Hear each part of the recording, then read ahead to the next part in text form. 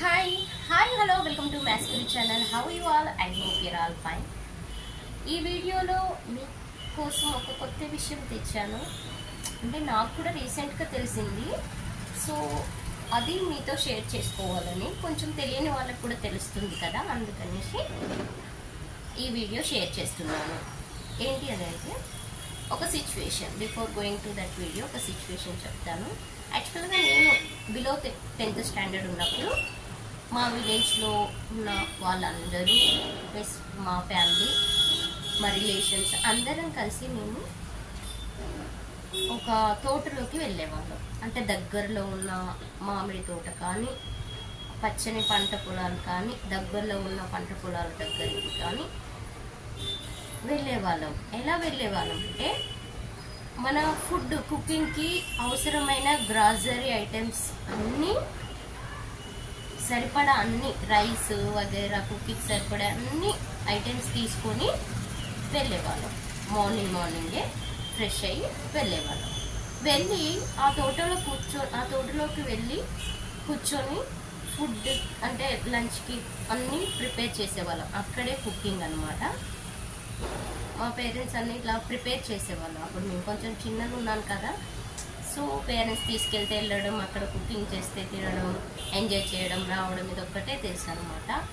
అసలు ఎందుకు ఏంటి అనేది ఏమీ తెలియదు. జస్ట్ వాళ్ళు తీసుకుపోతే వెళ్ళడం, కుకింగ్ చేస్తే తినడం, ఫ్రెండ్స్తో ఎంజాయ్ చేయడం, ఆడుకోవడం, ఈవినింగ్ ఇంటికి రావడం, అదొకటి తెలుసు అనమాట. సో ఈరోజు బిహైండ్ దట్ స్టోరీ ఏంటి అనేది నాకు తెలిసింది అనమాట. అందుకే మీతో షేర్ చేసుకుంటున్నాను. సో అక్కడ మేమేం చేసేవాళ్ళం అంటే, ఇంకా ఫుడ్ కుకింగ్ అదంతా అయిపోయిన తర్వాత రిలేషన్స్ అందరం, విలేజ్ వాళ్ళందరం కలిసి మంచిగా హ్యాపీగా తినేసి కాసేపు పడుకొని, పిల్లలైతే అందరు పిల్లలు ఒక దగ్గర చేరి ఆడుకొని ఎంజాయ్ చేసి వచ్చేవాళ్ళు. దాన్ని ఏమంటారో తెలుసా? వనభోజనాలు అంటారు. వనభోజనాలు అంటారు. సో బిలో 10th స్టాండర్డ్ వరకే నేనైతే వెళ్ళాను. తర్వాత ఇప్పటి వరకు వెళ్ళిందే లేదు. ఒక మధ్యలో ఒక వన్ టైం వెళ్ళుంటాను, ఇంకా అంతే. ఇంకా అసలు లేదు, బిజీ లైఫ్ ఇది అయిపోయిందనమాట. సో ఏంటి అసలు స్టోరీ అంటే, ఇప్పుడు అందరూ రీసెంట్ టైమ్స్ ఏం చేస్తున్నారు, రిలేషన్స్, పక్క వాళ్ళు, నైబర్స్, వీళ్ళు అందరు కలిసి ఏం చేస్తున్నారు, దగ్గరలో ఉన్న తోటలోకి లేదా పచ్చని చెట్ల దగ్గరికి వెళ్ళి, దగ్గరలో ఎక్కడైతే ఉంటే వెళ్ళి హ్యాపీగా కుకింగ్ అందరు చేసుకొని తినేస్తున్నారు. మరి అలా తినే ముందు, అలా వనభోజనాలు తినే ముందు కొన్ని నియమాలు కూడా పాటించాలంట. ఏంటి ఆ నియమాలు అంటే, మనం వనభోజనం చేసేటప్పుడు ఏం చేయాలి? ఫస్ట్ చెప్పాలంటే, వనభోజనం చేసే ముందు విష్ణువుకి, శివుడికి మాకు మంచి బుద్ధిని ప్రసాదించు అని ఆ పచ్చని చెట్ల మధ్యలో కూర్చొని ప్రార్థించాలంట. ప్రార్థించి వనభోజనం మళ్ళీ చేసే ముందే దేవుడికి అలా మొక్కుకున్నాక మనం ఏం చేయాలి అంటే, తులసి, మారేడు, ఓకే, ఉసిరి, ఇవన్నీ, ఈ మాందార, ఇలాంటి మొక్కల్ని నాటాలంట. ఫస్ట్ వనభోజనం చేసే ముందు ఈ మొక్కల్ని నాటాలంట. సో అది ఒక నియమం అన్నమాట. సో అది ఏ గ్రంథం చెప్తుందంటే, ఇక్కడ నేను నోట్ చేసుకున్నాను, ఎందుకంటే నాకు కూడా ఇప్పుడే కదా కొత్తగా నోట్ చేసుకున్నాను. ధర్మసింధు అనే గ్రంథం చెప్తుందంట ఈ మొక్కల్ని నాటాలి అనేసి. సో ఇది పూర్వం ఏంటంటే, మొక్కల పెంపకం పట్ల అభిరుచిని పెంచేందుకే బ్రాహ్మణాయుడి కాలంలో ఈ వనభోజనాలు ఆరంభమైందంట. వనభోజనాలు ఆరంభం ఎవరి కాలంలో? బ్రాహ్మణ నాయుడి కాలంలో వనభోజనాలు సంస్కృతి ఆరంభమైంది అని చరిత్ర చెప్తుందంట.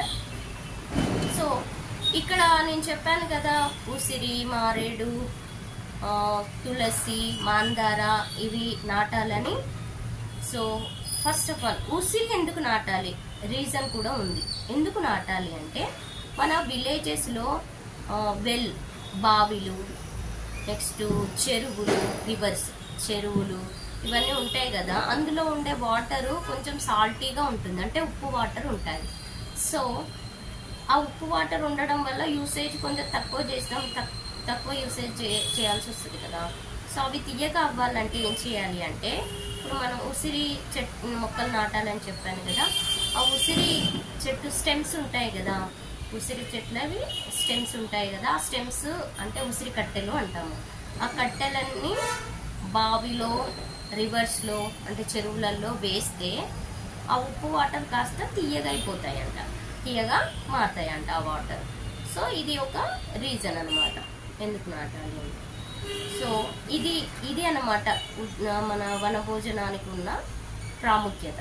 సో ప్రజెంట్ జనరేషన్కి అయితే అసలు ఎందుకు ఏంటి అనేది తెలీదు, వాళ్ళకేంటి ఇప్పటిదాకా నాకే తెలియదు సరిగా, ఇప్పుడే తెలిసిందనమాట ఈ రీజన్ ఎందుకు మనం వనభోజనానికి వెళ్ళాలి, ఎందుకు చేయాలి అనేది. సో మీరు కూడా వనభోజనానికి వెళ్తే ఈ నియమాలు పాటించండి. మెయిన్గా సిటీలో ఉన్న వాళ్ళకి పాసిబుల్ అవ్వదు, మొక్కలు అప్పుడు తీసుకెళ్ళి నాటాలని పాసిబుల్ అవ్వదు, కానీ అట్లీస్ట్ మన విలేజెస్లో వెళ్ళినప్పుడు కానీ, సో విలేజెస్ వాళ్ళు వెళ్ళినప్పుడు లేదా మనం విలేజ్కి వెళ్ళి అక్కడ వనభోజనానికి వెళ్ళినప్పుడు ఈ నియమాలు పాటించవచ్చు. సో విలేజ్లో యాజ్ ఉండే వాళ్ళు కూడా ఈ నియమాలు పాటిస్తే మంచిది. ఇది మనం ఎస్పెషల్లీ కార్తీక మాసం ఆరంభంలో, కార్తీక మాసంలో ఈ వనభోజనాలకి వెళ్తాము. సో దీంతో పాటు ఇంకోటి ఇంపార్టెన్స్ ఏంటంటే, కార్తీకంలో అంటే కార్తీక మాసంలో మనం చేసే కార్తీక స్నానం కానీ, లేదా దీపం, కార్తీక దీపం, నెక్స్ట్ వచ్చేసి దానం, కార్తీక మాసంలో దానం కూడా చేయాలంట, కార్తీక దానం. వీటన్నిటితో పాటు ఈ కార్తీక మాసంలో వెళ్ళే వనభోజనాలకి కూడా అంత ప్రాముఖ్యత అంటే ప్రాధాన్యత ఉంది అన్నమాట. సో రీసెంట్గా నాకు తెలిసింది కాబట్టి ఈ విషయం మీతో షేర్ చేసుకున్నాను. సో ఎంతమందికి బిఫోర్ వీడియో అంటే వీడియో వినకముందు ఎంతమందికి వనభోజనాల గురించి అంటే పాటించే నియమాల గురించి తెలియదో ఒకసారి కామెంట్ చేయండి. నా వీడియో ద్వారా మీకు తెలిసినట్లయితే ఐఎమ్ వెరీ హ్యాపీ. సో ఈ వీడియో మాత్రం మీకు నచ్చినట్లయితే లైక్ చేయండి, షేర్ చేయండి, కామెంట్ చేయండి.